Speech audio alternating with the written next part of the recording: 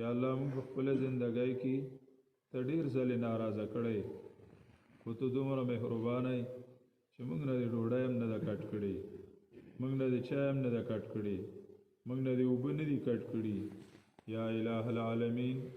زمونږ کړي ګناهونه معاف کړئ الله زمونږ د مور او د پلار د وروڼو د خویندو د رشته دارانو د مړو د ژوندو د ټولو مسلمانانو یا الله ټول ګناهونه معاف کړئ الله یا الله د دې محلې چې کوم مشران نارینه او زنانه یا الله د دې دنیا نه تللي دي یا الله د هغې قبرونه منور کړئ الله یا الله د هغې درجات اوچت کړئ الله یا الله قبرونه ګل ګلزار کړئ الله یا الله درجات اوچت کړئ الله چا چې د دې جومات خدمت کړی دی نارینه او زنانو په دې کې څه قسمه تعاون کړی دی یا الله دې بدلی ول دنیا او آخر کې ورکړي الله یا الله ته زموږ نه رضا شه یا الله موږ سره د آخرت فکر پیدا کا یا الله موږ سره د خپل دین فکر پیدا کا یا الله موږ په خپل منځ کې ورونه کړه الله یا الله بغضونه حسدونه تربګنۍ یا الله دا زموږ د زړونو لري کړه الله یا الله موږ په خپل منځ کې مینه پیدا کړه الله یا الله حسد په محبت بدل کا یا الله دشمنی په دوستۍ بدل کا یا الله غریبی او مسکینی په مالدارۍ بدل کا یا الله بیروزګاری په روزګار بدل کا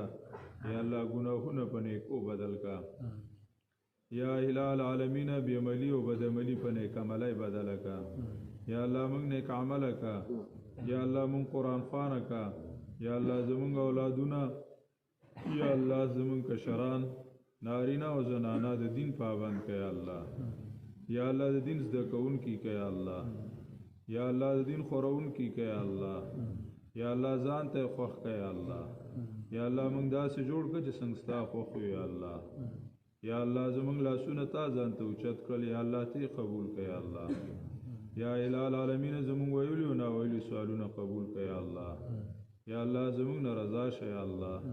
یا الله موږ ته د خپل رضا عمل نصیب کړه الله د قبر او د حشر او د آخرت فکر را سره پیدا کړه الله د دنیا محبتونه هم د زړه نه ختم کړه الله خپل محبت او خپل تعلق راته نصیب کړه الله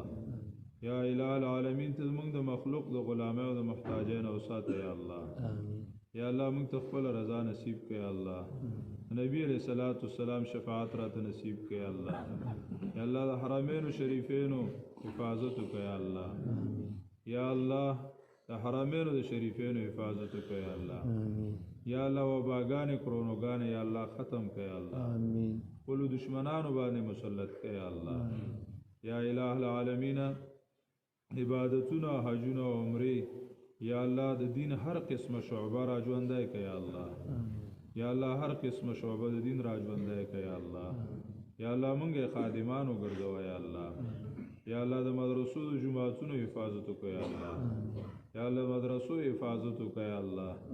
یا الله د علما او طلباء او د عوام ورونو مسلمانانو حفاظت وکړه یا الله یا الله زمونږ د عزتونو حفاظت وکړه یا الله یا الله زمونږ د عملونو حفاظت وکړه یا الله یا الله زمونږ د خلو حفاظت وکړه یا الله